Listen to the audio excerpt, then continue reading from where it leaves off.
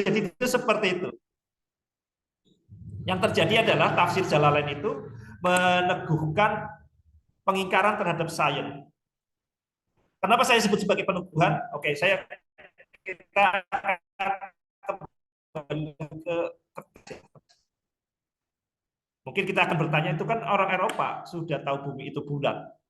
Orang Islam kan belum tahu. Nah, itu yang akan kita telusuri lebih lanjut. Jadi, yang lebih dulu daripada tafsir Jalalain itu ada namanya tafsir Al-Qurtubi. Ada kitab tafsir yang sangat berpengaruh di dunia Islam. Yang pertama adalah tafsir At-Tabari. Yang kedua, tafsir Al-Qurtubi. Yang ketiga, tafsir Ibnu Katsir. Dan yang keempat ini, yang tafsir Jalalain. Ini tafsir Al-Quran yang paling berpengaruh di dunia Islam. Sebelum tafsir Jalalain, ini di tafsir Al-Qurtubi, itu pun menegaskan hal yang sama tentang bumi ini datar sebagai pengingkaran terhadap ilmuwan, terhadap temuan dunia astronomi. Wal ardu madadnaha wa alqaina fiha rawasiya wa ambatna fiha kulli syai'in mawzun. Di surat apa itu Al-Hijr. Ini adalah dalil yang membantah ilmuwan. Jadi ditegaskan seperti itu. Ini Al-Qurtubi, ini tahun Al-Qurtubi itu Imam Al-Qurtubi ini hidup tahun dari 1214 sampai 1273. Kalau kita lihat polanya tadi, Jalalain itu terbit ketika penulisnya meninggal 1505. Kalau kita anggap nih tafsir Al-Qurtubi ini terbit ketika meninggal nih 1273, kita bisa tahu berapa usia hoax kebohongan bumi datar. Kita lihat di sini sekarang tahun 2023. Imam Al-Qurtubi itu meninggal tahun 1273. Kita kurangi. 3 kurang 3, 0. Ini berapa, Bung Arsif?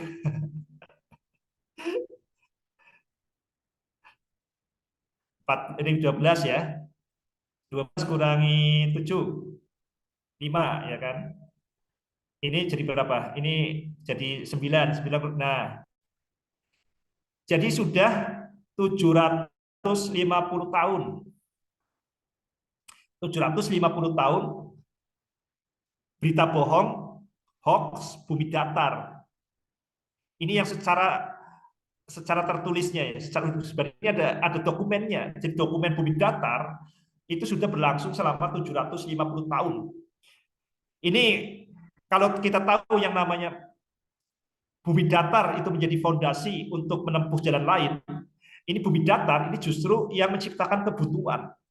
Tidak mungkin industri maritim, industri kelautan itu berkembang kalau pola pikir masyarakatnya itu bumi datar. Berarti kita membuat kapal yang besar-besar, nanti sampai ke pinggir dunia, bagaimana? Tidak mungkin industri dirgantara itu kemudian berkembang kalau tanpa pengetahuan yang benar berkaitan dengan bentuk bumi. Kalau buminya datar, gimana di pesawat nanti sampai ke ini. Jadi ini hoax ini, penjajahan mental ini telah terjadi sudah 750 tahun terhitung dari tafsir Imam Al-Qurtubi. Ini nggak akan pernah terusir kalau kita tidak menganggap yang namanya bumi datar itu sebagai kebohongan. Kalau kita menganggap, selama ini banyak sekali menganggap bahwa bumi datar itu hanya masalah perbedaan pendapat, masalah al-mukhtalaf fih. Kalau kita masih menganggap bumi datar itu sebagai perbedaan pendapat, ya akan terus ditoleransi terus-menerus. Barulah kalau kita menganggap bahwa bumi datar ini adalah penyimpangan, penjajahan mental, maka kita akan ada ikhtiar untuk menyingkirkannya. Tapi ini akan sangat berat kalau kemudian pola pikir kita itu pola pikir yang terjajah. Sami'na wa ata'na. Ini kalau kemudian kita menganggap tafsir itu tidak bisa dikritisi, apalagi ini tafsir yang sangat ini ya, yang sangat terpercaya, yang sangat muktabar. Tafsir Jalalain, dan bukan hanya sekedar tafsir Jalalain, tapi tafsir Al-Qurtubi. itu menegaskan bumi datar dan kita hanya sami'na wa ata'na, ya selamanya penjajahan mental itu akan terus-menerus. Yang terjadi adalah kebuntuan. Ini mudah-mudahan kalau berharap ke generasi tua ini memang agak susah, Bung Arsif. Ini Bung Arsif, tanggung jawabnya Bung Arsif lah. Jangan sampai kemudian kita meninggal juga masih mewariskan kebohongan, kebohongan besar bumi datar. Ini yang sangat tragis, ternyata kebohongan bumi datar ini bukan hanya dibiarkan, tapi didakwahkan. Kenapa? Karena berada di dalam kitab tafsir. Dan di kitab tafsir, sekali lagi, ini bukan karena ketidaktahuan temuan ilmuwan. Justru di kitab tafsir itu adalah pengingkaran terhadap ilmu, pengingkaran terhadap sains. Sahabat IE, Pesantren Ilmu Eksakta, dan sahabat Inspirasi Malam, dimanapun Anda berada, ini Inspirasi Pagi, ini Bung Arsif. Pertanyaan berikutnya, mungkin apakah umat Islam itu belum tahu bahwa bumi itu bulat? Mari kita akan mundur lebih lanjut ya. Ini kita akan kembali ke diri kita supaya kita punya amunisi yang cukup untuk melawan kebohongan kebohongan yang terus didakwahkan oleh para ulama. Kita nggak nyebutin oknum ya, bukan oknum ulama, tapi ini banyak sekali ulama yang mendakwahkan bumi datar, bukan oknum ulama. Dan ini kan juga secara lugas itu ada di kitab tafsir. Jadi yang terjadi adalah pengingkaran pada sains. Mari kita lihat, memang kalau bumi bulat itu sudah disadari sejak zaman Yunani kuno. Bahkan bukan hanya sekedar bentuk bumi itu bulat, tapi ukurannya itu pun sudah diukur oleh yang namanya Eratosthenes. Eratosthenes itu tulisannya gimana nih? Kayak gini atau apa nih? Eratosthenes itu sekitar 270 ya. Kita ini berarti ya. Sekitar tahun 300 sebelum Masehi. Eratosthenes ini bekerja pada zaman Yunani kuno. Yunani kuno itu termasuk pusat peradabannya ada yang namanya Iskandaria. Iskandaria itu di Mesir. Jadi Iskandaria itu di Mesir. Alexandria. Jadi Iskandaria atau Iskandaria ini kan asal dari kata Alexander the Great, Iskandar Agung, Iskandaria di Mesir. Ingat tadi Mesir itu adalah tempat terbitnya juga tafsir jalan lain. Ini di Mesir ya, ini di Mesir. Kita lihat di sini, Eratosthenes ini sudah bisa mengukur bola bumi dengan cara memperhatikan bayangan di dua kota, kota Iskandaria dan kota Shin. Ini jaraknya berapa? Kemudian dari situ diperhatikan bayangannya. Kalau di Iskandaria itu bayangan di tengah hari itu nggak pernah namanya itu bayangan itu hilang. Bayangannya di paling pendek itu bayangannya adalah 7,2 derajat Celcius, 7,2 derajat. Nah di Sin di tengah hari itu bisa tidak ada bayangannya. Pada tengah hari, ketika tongkat di kota Sin ditaruh di halaman, diperhatikan tuh tidak ada bayangannya. Itu pada saat puncak musim panas tanggal 21 Juni kalau perhitungan sekarang. Lah kok aneh, kenapa di kota Sin ini nggak ada bayangan? Kok di Iskandaria itu membentuk bayangan 7,2 derajat? Dengan matematika yang sederhana, ini bisa dipelajari anak SMP yang sudah belajar tentang kesebangunan. Ini bisa dihitung berapa keliling bumi, asalkan jarak antara kota Sin dan Iskandaria itu diketahui. Jadi Eratosthenes itu membayar orang untuk menghitung jarak dari kota Iskandaria dan Eratosthenes. Dengan diketahui dari jarak dua kota itu, maka terhitung keliling bola bumi. Jadi bukan sekedar tahu bumi itu bulat, bumi bulat, bukan sekedar tahu bulat, tapi sudah digoreng dadakan. Sudah ditemukan dimensinya, yaitu keliling bumi. Ini peradaban Eropa itu masuk ke dunia Islam. Muncul yang namanya Abu Rayhan Al-Biruni. Kita tahu yang namanya Al-Biruni. Al-Biruni ini lahir 300 tahun sebelum Imam Al-Qurtubi meninggal, yaitu 973 Masehi sampai 1958. Al-Biruni meninggal 10 tahun sebelum Imam Al-Ghazali lahir. 48. Kalau 58 itu Imam Al-Ghazali lahir ya. 1048. Jadi Imam Al-Biruni itu lahir 10 tahun sebelum Imam Al-Ghazali Imam Al-Biruni itu lahir 300 tahun sebelum Imam Al-Qurtubi, penulis tafsir Al-Qurtubi, wafat. Ini bukan sekedar tahu bumi bulat, tapi juga sudah mengukur dimensi bumi. Tapi dia nggak ngikutin Eratosthenes cara menghitung dimensi bumi. Ini Imam Al-Biruni itu dengan cara naik ke puncak gunung yang di dekat lautan. Naik ke puncak gunung di dekat lautan, kemudian dari puncak gunung melihat ke horizon. Horizon itu adalah batas antara langit dan laut. Ada garis itu. Kalau kita lihat, Bung Arsif, kalau pernah ke pantai, Bung Arsif. Nah, di sana kan ada garis, selalu ada garis ya antara langit dan laut. Itu namanya garis horizon. Nah, Al-Biruni ini melihat horizon, kemudian diukur dengan pengukur sudut, maka diketahui sudutnya. Dengan matematika sederhana, ini kelas SMA lah. Jadi kalau Eratosthenes ini SMP, ya materinya materi SMP, matematika SMP. Kalau di Al-Biruni matematika SMA, maka bisa terukur bahwa bumi itu jari-jarinya berapa, kelilingnya berapa. Ini Al-Biruni. Setelah Al-Biruni, dari namanya saja namanya Abu Rayhan Ahmad. Abu Rayhan Muhammad atau Abu Rayhan Muhammad ya. Kalau saya Abu Rayhan Ahmad. Abu Rayhan Bapak Nerohan, Abu Rayhan Ahmad ya. Kalau saya Abu Rayhan Muhammad. Abu Rayhan Ahmad Al-Biruni ini jadi namanya orang Muslim. Sudah mengukur dimensi bumi. Bumi itu bulat, itu berarti kualitatif. Pengetahuan kualitatif. Pengetahuan kualitatif perlu dikuantitatifkan. Oke, kalau bulat, kelilingnya berapa? Abu Rayhan itu bisa menjawab pertanyaan itu. Tapi detailnya bagaimana bentuk bumi? Ada yang kemudian namanya Al-Idrisi. Imam Al-Idrisi ini bukan sekedar tahu bumi itu bulat, bukan sekedar tahu ukurannya. Ini sudah membuat globe. Bukan sekedar tahu dimensi bumi bulat dengan jari-jari sekian, kelilingnya sekian, tapi sudah membuat globe. Jadi lebih detail. Tapi kemudian setelah Imam Al-Idrisi ini, kemudian Al-Qurtubi di sini, berarti ya, Imam Al-Qurtubi di sini.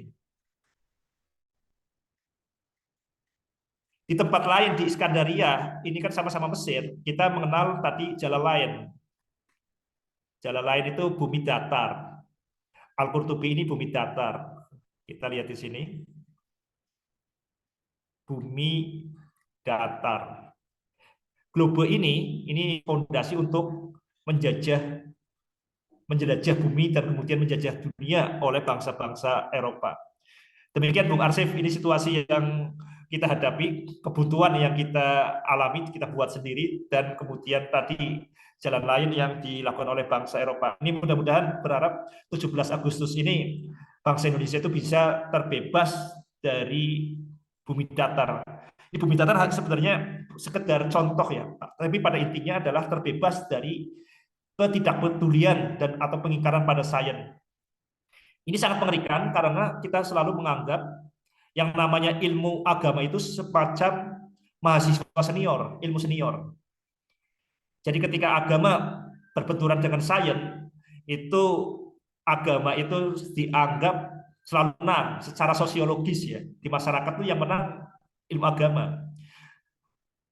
Maka kalau kemudian ini tidak dibereskan sejak fondasinya, ya kita akan selalu terjerat dalam semangat pengingkaran sains atau setidaknya itu ketidakpedulian pada sains. Karena ini baru satu titik ya terjadi pertentangan di sini. Nah, kita tidak akan bisa benar-benar merdeka kalau pikiran kita itu tidak benar-benar merdeka lebih dulu. Kita tidak mungkin menemukan jalan lain kalau pikiran kita, sudut pandang kita itu tidak bebas, dengan tahu bahwa sudut pandang kita itu 360 derajat, kita akan lebih mudah menemukan jalan lain. Demikian Bung Arsif.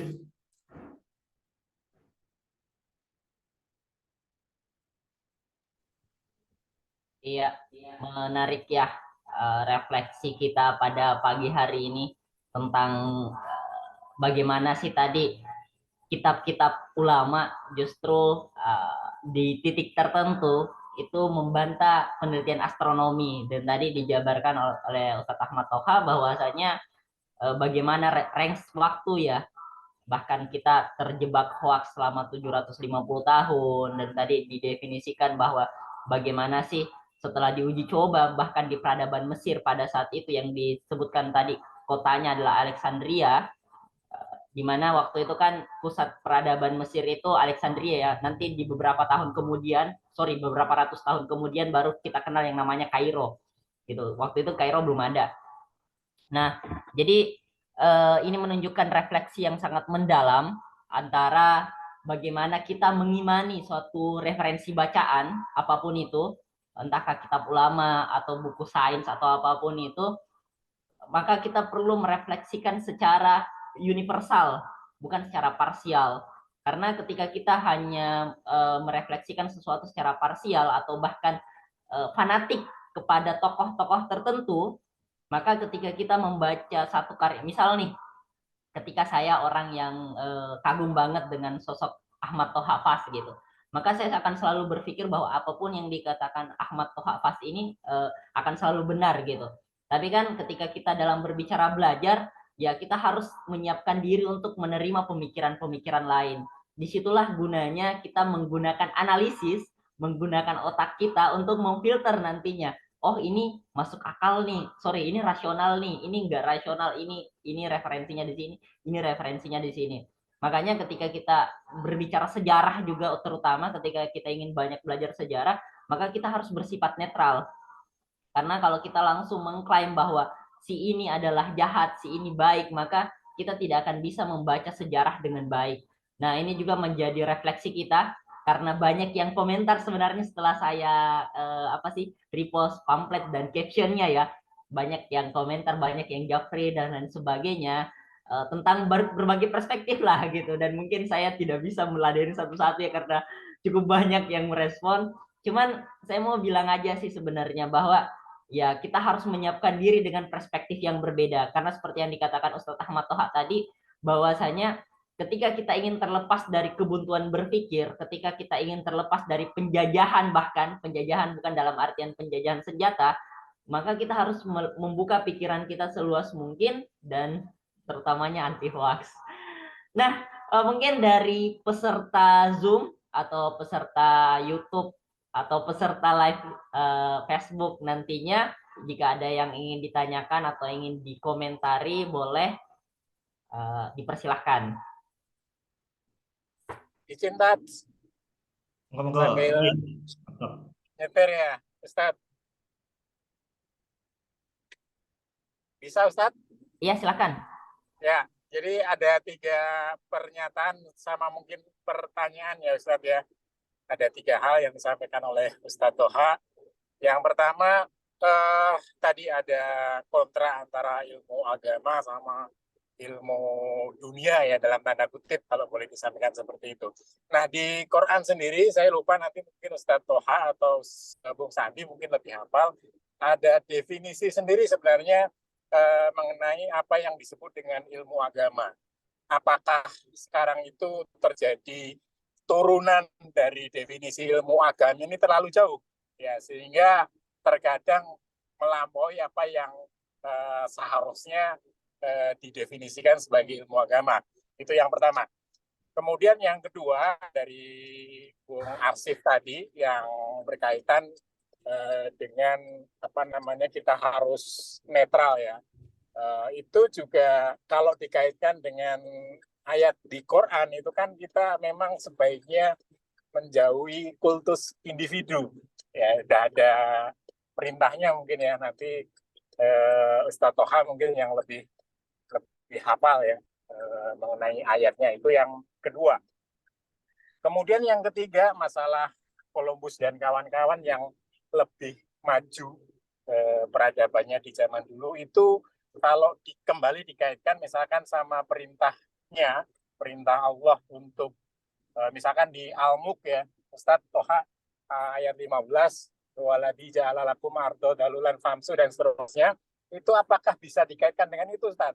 Jadi mereka itu lebih menjalankan perintah Allah daripada umat Islam sendiri, ya, sehingga mereka diberikan keberkahan dalam tanda kutip. Itu bagaimana pendapat Ustadz? Mungkin itu ya Ustadz, sambil saya mungkin nanti jam 8 undur diri karena ada tugas yang lain. Sekian Ustadz, Assalamualaikum. Salam, matur nuwun Pak Dr. Suwanto Harjo. Ya ini kalau tidak salah disertasinya tentang Al-Quran, disertasinya di ilmu komputer UGM tentang Al-Quran. Oke, ini Bung Arsi mudah-mudahan mencatat yang kedua ya. Ini tadi saya nyari pulpen nggak ketemu. Oke, ini yang ini langsung ya Bung Arsi, langsung jawab ya. Oke. Jadi yang pertama berkaitan dengan tadi ya, tentang ulama atau ulama itu selama ini diidentikan sebagai agamawan dan berkaitan dengan juga ilmu dunia tanda kutip tadi ya. Ini yang saya tangkap secara garis besar seperti itu. Ini ada sesuatu yang menarik Bung Arsif. Ada sesuatu yang menarik yaitu berkaitan dengan ayat yang sering dikutip oleh para pak kiai. Itu surat 35, surat Fatir, yaitu berkaitan dengan innama yakhsyallaha min ibadihil ulama. Jadi yang takut kepada Allah hanyalah ulama. Innama yakhsyallaha min ibadihil ulama. Hanya orang ulama saja yang takut kepada Allah. Jadi seperti ini bisa dicek di sahabat di Bung Arsif mungkin bisa ngecek ayat berapa nih Bung Arsif? Innama di Al-Quran ini innama yakhsyallaha min ibadihil ulama. Jadi hanyalah yang takut kepada Allah itu adalah para ulama. Ini selama ini kata-kata ulama ini sering tertuju pada yang disebut sebagai agamawan ya. Ini yang selama ini kita paham itu seperti itu, adalah agamawan. Ada hal yang menarik yang ingin saya sampaikan di sini dan ini mudah-mudahan menjadikan refleksi renungan kita bersama. Ayat ini atau setidaknya yang pengalaman saya sejak kecil atau sejak mendengar pengajian, potongan ayat ini selalu dipotong. Nggak pernah dilihat konteksnya secara lengkap sebagai satu ayat. Innama yakhsyallaha min ibadihil ulama. Ini yang mengucapkan tuh selalu Pak Kiai, Pak Ustadz, dan selalu dipotong. Tidak pernah dibaca satu ayat secara lengkap. Ini bisa dilihat, Bung Arsif punya Quran digital nggak Bung Arsif? Enggak ada ya. Jadi di situ ini di surat Al-Fatir, ini kan lengkapnya alam taro annallaha anzala minas sama'i ma'an akhrajna bihi samaratin mukhtalifan alwanuha wa minal jibali judatun bidu wa khumrum mukhtalifun alwanuha wa hurabi busud wa minan nasi wad dawabi wal an'ami mukhtalifun alwanuhu kadzalik innama yakhsyallaha min ibadihil ulama. Kalau kita lihat di satu ayat itu ya, di satu rangkaian tadi, alam taro annallaha anzala minas sama'i ma'an akhrajna bihi samaratin mukhtalifan alwanuha. Apakah kamu tidak memperhatikan bagaimana air yang diturunkan dari langit itu bisa memunculkan tumbuh-tumbuhan yang beraneka ragam. Jadi sebelum ayat ini semuanya berkaitan dengan fenomena alam. Alam taro annallaha anzala minas sama'i ma'an fa'akhrajna bihi samaratin mukhtalifan alwanuha. Itu berkaitan dengan ilmu botani, ilmu tumbuh-tumbuhan, berkaitan juga dengan hidrologi, dengan siklus air. Alam taro annallaha anzala minas sama'i ma'an fakhrajna bihi mukhtalifan alwanuha wa minal jibali judatun bidu wa humrum mukhtalifun alwanuha, itu berkaitan dengan geologi, ilmu batu-batuan. Wa kharabi busud wa minan nasi wa dawabi wal an'ami mukhtalifun alwanuhu kadzalik, ini berkaitan dengan ilmu zoologi tentang binatang. Kemudian barulah innama yakhsyallaha min ibadihil ulama, sesungguhnya hanyalah ulama yang benar-benar takut kepada Allah. Jadi berkaitan dengan pengetahuan dunia, pengetahuan duniawi. Sebelumnya ini, baru kemudian setelah ayat ini, alladzina yatluna kitaballahi wa, jadi alladzina yatluna kitaballahi wa aqamus sholata wa anfaqu mimma razaqnahum sirran wa alaniyatan yarjuna tijaratan lan tabur, baru kemudian berkaitan dengan ibadah mahdoh. Jadi maksudnya kalau ayat ini disampaikan secara utuh, innama yakhsyallaha min ibadil ulama, itu secara utuh, maka akan sangat jelas pentingnya kita itu memperhatikan fenomena alam. Akan jelas pentingnya kita itu memperhatikan fenomena alam. Apalagi kalau kita baca Al-Quran sendiri dan kita yakin itu Al-Quran itu firman Allah, yang berkaitan dengan fenomena alam, Al-Quran yang berkaitan dengan fenomena alam, ayat-ayat yang berkaitan dengan fenomena alam, itu kan ada 6.236 ayat ya. Ini yang berkaitan dengan fenomena alam itu jauh lebih banyak daripada berkaitan dengan fikih. Ini 800 ayat kalau tidak salah berkaitan dengan fenomena alam. Kalau yang fikih itu hanya sekitar 150 ayat. Ini berkaitan dengan fikih, dengan hukum. Masalahnya kita itu bertindak tidak proporsional. Justru yang berkaitan dengan fikih ini luar biasa banyak. Tapi di sini tuh umat Islam itu sangat ketinggalan. Padahal kalau kita mau mengikuti kaidah fikih, berarti yang banyak diungkapkan di dalam Al-Quran, berarti dia itu sesuatu yang sangat penting. Jadi yang, kalau contoh seperti ini ya, ini kalau kita menggunakan analogi di hadis, siapa yang harus kamu hormati? Ibumu, ibumu, ibumu, baru bapakmu. Artinya tentang penghormatan kepada ibu itu lebih penting daripada penghormatan kepada bapak. Ibumu, ibumu, ibumu, bapakmu. Karena ibu itu yang diulang-ulang lebih banyak. Ini berkaitan dengan ayat alam semesta, ini sampai 800. Nah, ini bukan saya, ini bukan begal ulama ya. Nanti ada istilah sekarang begal nasab. Ini bukan kemudian yang kita mau mengklaim yang namanya ulama itu harus ilmuwan atau ilmu alam. Tapi setidaknya itu ulama itu jangan mengingkari keilmuan lain. Jangan sampai para kiai, para ustadz itu mengingkari keilmuan lain. Ini yang terjadi saat ini itu saya merasakan itu seperti itu. Saya mulai ngecek tadi ya di tafsir Jalalain dan tafsir Al-Qurtubi itu awalnya ketika berdebat di Facebook dengan Ustadz Nora Burhanuddin, ya Ustadz Muhammad Nora Burhanuddin ini pernah menjadi ketua Tanfidiyah, ketua PC pengurus cabang istimewa NU Mesir. Ya. Jadi ketika di situ berkaitan selama ini kan seperti ini ya. Kalau misalkan di ulama yang kita lihat saat ini ya agamawan, ini punya yang namanya ilmu akidah. Nih akidah itu atau usuluddin. Usuluddin. Ini agamawan, punya ilmu akidah dan usuluddin. Kemudian di ilmu dunia, ini kata apa tanda kutip dari Dr. Pak Suwanto ini ya. Ini ilmu dunia, istilahnya apa ini, kita ilmuwan ya. Kita ilmu dunia, ilmuwan. Kita belajar di sini logika, kita belajar matematika ini biar jelas kita matematika.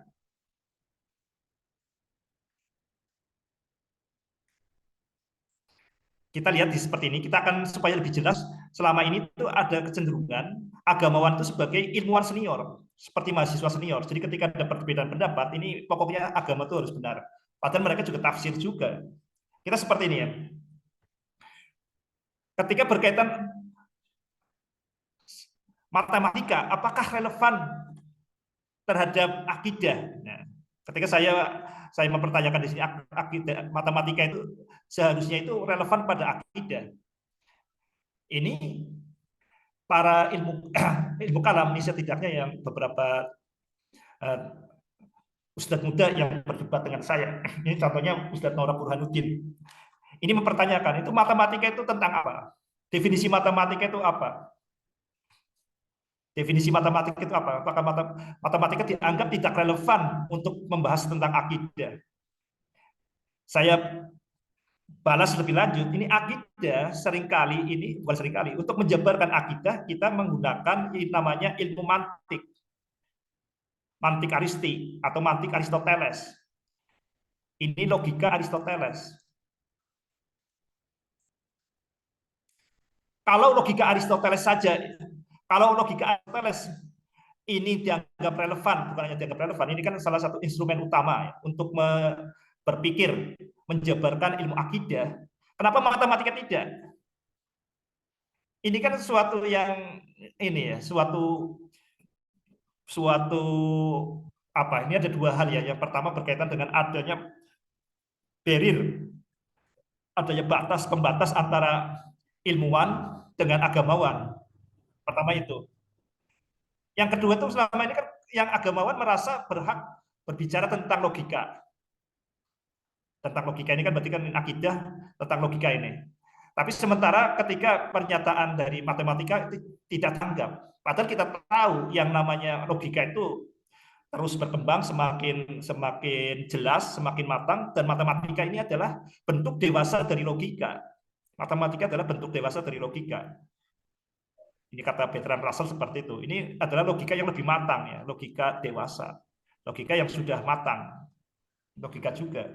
Ini sesuatu yang aneh. Kita terjerat terus dengan logika Aristoteles. Kita tahu Aristoteles itu hidup sebelum Masehi.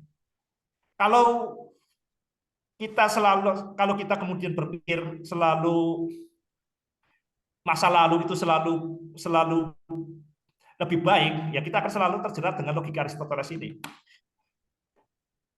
Sahabat pesantren ilmu eksakta dan sahabat inspirasi malam yang sekarang terinspirasi pagi ini, mudah-mudahan ini tuh tanpa sadar kita menjebak umat Islam ke dalam pengetahuan abad pertengahan. Kita menjebak umat Islam ke dalam zaman jadul. Bahkan ini kan terkait dengan ilmu duniawi, kita terjebak ke sana. Dan itu terjadinya secara sistematis melalui pembelajaran. Dalam hal ini misalkan pembelajaran akidah. Kita tahu yang namanya akidah itu adalah usuluddin, fondasi agama. Ini satu hal, ini tidak tahu apakah ini menjawab pertanyaannya Pak Suwanto atau enggak tadi. Ya. Atau Bung Arsy mungkin mencatat lebih jelas pertanyaan Pak Wanto. Masih ada Pak Suwanto ini ya.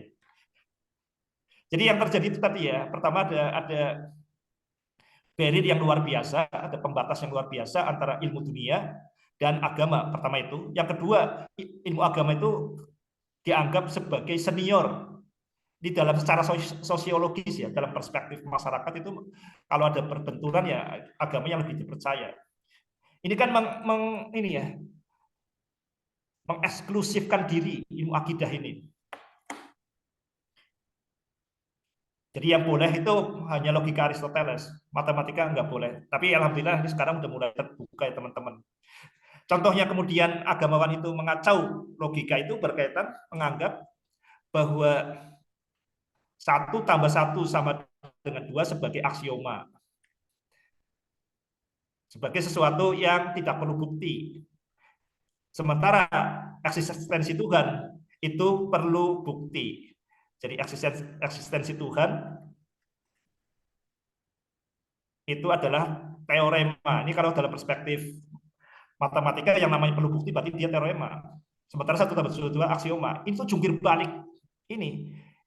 Kalau tadi bumi datar itu kebohongan yang sudah berlangsung 750 tahun, ini nggak tahu kekacauan logika di atas nama akidah ini sudah berapa tahun.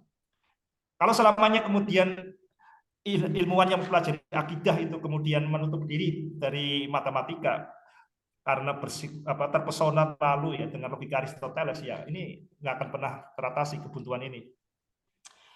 Ini yang pertama pertanyaan Pak Dr. Suwanto. Kemudian yang kedua apa, Bung Arsif?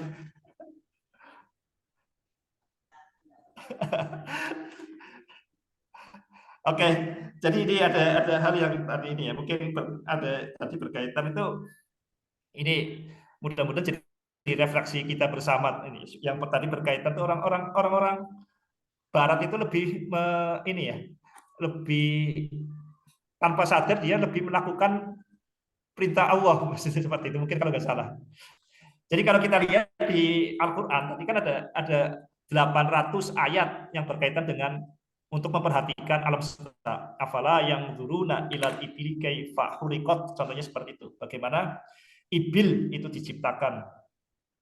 Ibil itu ada yang menerjemahkan unta, tapi bisa juga itu awan. Afala yang zuruna ilal ibili kaifa khuliqat. Itu kan kita disuruh mempelajari ibil. Tapi umat Islam yang terjadi kan hanya mengucapkannya berulang-ulang. Coba misalkan kita Bung Arsif seperti ini, Bung Arsif. Misalkan Bung Arsif mendapat tugas. Bung Arsif, apakah kamu tidak memperhatikan unta bagaimana diciptakan? Nah, terus setiap hari yang dilakukan oleh Bung Arsif itu setiap hari ngomong seperti itu. Apakah saya tidak memperhatikan bagaimana unta diciptakan? Apakah kamu tidak memperhatikan unta bagaimana diciptakan? Itu kan namanya ngeledek, gitu kan? Afala yang duruna ilal ibili kaifa khuliqat. Allah Subhanahu wa taala itu mengatakan seperti itu. Apakah kamu tidak memperhatikan bagaimana unta diciptakan? Apakah kamu tidak memperhatikan bagaimana awan diciptakan? Tapi umat Islam itu hanya mengulang-ulang seperti itu. Itu namanya ngeledek. Tidak melakukan tapi hanya mengucapkan berulang-ulang. Sementara kalau kemudian kita tahu afala yang duruna ilal ibili kaifa khuliqat, apakah kamu tidak memperhatikan bagaimana unta diciptakan, bagaimana awan diciptakan? Harusnya kan kita kemudian memperhatikan unta, memperhatikan awan, meneliti sehingga secermat-cermatnya. Tapi yang terjadi adalah umat Islam itu malah ngeledek. Ketika disuruh memperhatikan unta, malah mengulang-ulang perintah saja tanpa melakukan. Kita bayangkan seperti ini ya, kita biar lebih jelas. Jadi, apakah mengucapkan perintah berulang itu bagus? Kita lihat ini kalau di ini ya, kalau di kapal seperti ini. Ini kan kapal ada ini. Ada kapal, ada orang di kapal itu seperti ini ya. Ini orang di kapal, ini kaptennya, misalkan ini yang pegang kemudi. Ini yang pegang kemudi. Si kapten ini mengatakan belok kanan. Ini si pemegang kemudi itu mengucapkan lagi belok kanan. Tapi yang dilakukan si pemegang kemudi, mengapa mengatakan belok kanan? Ini supaya memastikan bahwa perintahnya itu sesuai dengan yang diperintahkan kapten. Belok kanan, belok kanan. Tapi bukan hanya mengucapkan saja, tapi juga dia action. Bukan hanya mengucapkan juga, tapi juga action. Kalau belok kanan ya belok kanan. Yang terjadi di umat Islam itu bagaimana? Afala yang duruna ilal ibili kaifa khuliqat. Ayat ini kan perintah untuk memperhatikan bagaimana ibil, bagaimana unta diciptakan. Tapi kita tuh hanya mengulang-ulang ucapan itu. Bayangkan seorang guru, misalkan Pak Sapuan ini. Pak Sapuan misalkan menyuruh muridnya, kamu besok bawa ini bunga mawar. Muridnya itu hanya ngulang, kamu besok bunga mawar, kamu besok bawa bunga mawar, kamu besok bunga mawar. Setelah besok hari datang ke sekolah, mana bunga mawarnya? Dia hanya cerita kamu besok bunga mawar, hanya mengucapkan berulang-ulang. Itu namanya ngeledek. Jadi umat Islam itu yang terjadi sekarang terhadap firman Allah itu ngeledek. Disuruh memperhatikan alam semesta, hanya mengulang-ulang saja. Kita ambil contoh yang tadi ya, berkaitan dengan tema kita kali ini, berkaitan dengan bentuk bumi. Ini ada ayat yang secara sangat jelas tentang bagaimana kita disuruh untuk memperhatikan bayangan. Itu kan Alam taro ila rabbika kaifa madadzil walau syaa lajalahu sakina thumma ja'alna syamsa 'alaihi dalila. Jadi, apakah kamu tidak memperhatikan bagaimana Tuhanmu memanjangkan bayangan? Kita kadang-kadang menganggap sepele, memperhatikan bayangan itu apa sih yang diperhatikan? Kita kan hanya mengucapkan berulang-ulang, alam taro ila rabbika kaifa madadzil, alam taro ila rabbika kaifa madadzil. Ketika Allah Subhanahu wa taala memerintahkan kita untuk memperhatikan bayangan, yang dilakukan umat Islam itu mengulang-ulang perintah itu tanpa melakukan. Itu namanya ngeledek. Alam taru ila rabbika kaifa madadzil. Ya selamanya kalau kita hanya mengulang-ulang seperti itu, ya kita tidak akan mendapatkan buah dari keyakinan. Yang dilakukan Eratosthenes itu dengan memperhatikan bayangan. Dengan memperhatikan bayangan Eratosthenes tadi ya, yang kita ceritakan. Eratosthenes ini memperhatikan bayangan. Dengan memperhatikan bayangan, Eratosthenes ini bisa tahu ukuran bola bumi. Dengan tahu ukuran bola bumi, ini Columbus kemudian menjelajah samudra. Karena Columbus menjelajah samudra, itu kemudian menginspirasi bangsa Belanda untuk kemudian datang ke Indonesia. Sampai kemudian bangsa ini, Indonesia terjajah, dan 17 Agustus nanti kita merayakan Agustus ke-78. Ini awalnya bermula dari memperhatikan bayangan. Alam taro ila rabbika kaifa madadzil walau syaa lajalu sakina tsumma ja'alna syamsa 'alaihi dalila. Kalau kita kemudian bolak-balik mengucapkan seperti itu, apalagi menganggap memperhatikan bayangan sesuatu yang remeh, ya kita hanyalah umat yang meledek saja. Disuruh membaca Al-Qur'an, ya dibaca Al-Quran, padahal di Al-Quran itu ada perintah untuk memperhatikan alam semesta, kita tidak melakukannya. Demikian Bung Arsif. Iya, menarik ya obrolan kita pada pagi hari ini dan menyinggung banyak tentang bagaimana sains itu, bagaimana sih harusnya kita merasionalkan pikiran sehingga tidak terjadi kebuntuan-kebuntuan dalam berlogika, dan banyak hal tadi disampaikan dalam perspektif dalil dan lain sebagainya. Semoga itu bisa sedikit merefleksikan ya, meskipun tidak akan memuaskan atau mungkin tidak akan menjawab secara utuh dari pertanyaan tadi. Semoga itu bisa sedikit memberikan gambaran umum lah tentang apa sih yang kita harapkan dari diskusi jalan lain ya, dari tafsir jalan lain untuk meminimalisir bahkan mencegah atau menghilangkan kebuntuan berpikir yang kita jadikan tema diskusi pada pagi hari ini. Ya karena tak terasa juga ya, kita udah lebih dari 2 jam ya ngobrol pada pagi hari ini. Dan sepertinya para peserta diskusi juga sebentar lagi atau bahkan sedang melakukan aktivitas lain hingga saat ini. Jadi kalau kita berbicara mindfulness juga ya, sebaiknya kan kita fokus ada di memperhatikan dan lain sebagainya. Jadi mungkin karena ketika nanti fokusnya udah mulai terbagi-bagi dengan rutinitas yang sudah dilakukan ya, apalagi ini hari kerja gitu. Nah, mungkin kita cukupkan saja untuk diskusi kali ini. Dan insya Allah di pesantren ilmu eksakta akan diadakan kajian-kajian rutinan, meskipun tidak akan setiap hari atau setiap pekan ya, mungkin sebulan sekali atau 2 bulan sekali, dan temanya insya Allah akan tetap semenarik mungkin, dan intinya untuk semakin membuat kita lebih siap lah mengenal matematika detik itu sendiri, bahkan kosong itu tersendiri. Sebelum kita mengakhiri obrolan kita pada pagi hari ini, saya persilahkan untuk Ustadz Toha sedikit merefleksikan atau memberikan closing statement. Silakan. Oke, sahabat pesantren ilmu eksakta yang kami hormati, sebentar lagi 17 Agustus 1945 ini adalah peristiwa kemerdekaan. Jadi kita tahu tadi, kalau kita lihat belajar dari sejarah, awal dari penjajahan itu adalah adanya bangsa lain yang mengeksekusi pengetahuan bumi bulat.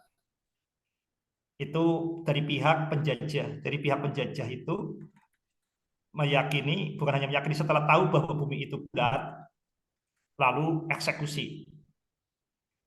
Dan yang namanya penjajah itu tidak mungkin terjadi tanpa kesiapan pihak terjajah. Nah, bagaimana bangsa Indonesia dan umat Islam itu siap menjadi bangsa terjajah? Bangsa Indonesia dengan menyiapkan diri untuk menjadi bangsa terjajah, menjadi terpilih sebagai bangsa terjajah, itu antara lain dengan pengetahuan bohong yang didakwahkan oleh para pemuka agama. Jadi saya bukan mengatakan oknum ulama, tapi banyak ulama itu yang mengajarkan jungkir balik nalar berkaitan dengan bumi datar dan juga berkaitan dengan perlawanan terhadap logika terkait dengan bukti. Jadi yang terjadi di sikap terjajah itu ada bermula dari hoax, tapi kemudian sami'na wa atokna terhadap hoax itu. Adanya penjajah, jadi terjajah, maka kemudianlah terjadi penjajahan. Jadi penjajahan ini nggak mungkin terjadi kalau kedua tidak siap. Ada yang siap menjajah, ada siap yang terjajah. Kita tidak akan pernah merdeka tanpa tahu sebab kenapa kita terjajah. Mudah-mudahan refleksi pagi hari ini berkaitan dengan jalan lain memberi kita pengetahuan untuk membuka cara keluar dari penjajahan, dan setelah itu, setelah tahu, kita mengeksekusinya. Dengan cara mengeksekusinya, maka ilmu kita itu, pengetahuan kita itu bermanfaat, bermakna. Kalau pengetahuan hanya sebagai pengetahuan, ya sia-sia. Ilmu harus berbuah, apalagi yang namanya iman. Iman itu adalah ilmu yang tidak ada keraguan di dalamnya. Iman harus berbuah amal soleh. Demikian Bung Arsif sebagai closing statement. Wassalamualaikum warahmatullahi wabarakatuh.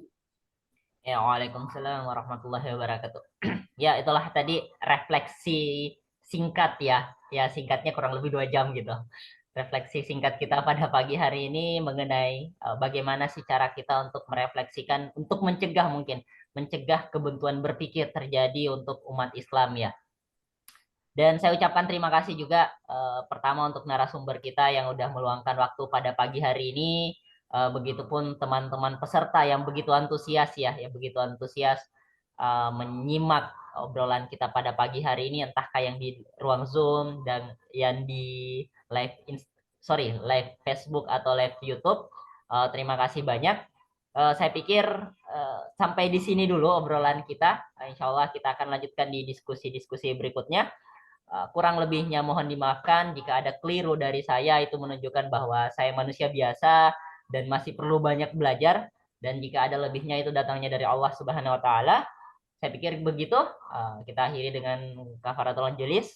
Subhanakallahumma bihamdik asyhadu an la ilaha illa anta astaghfiruka wa atubu ilaik. Assalamualaikum warahmatullahi wabarakatuh. Waalaikumsalam warahmatullahi wabarakatuh.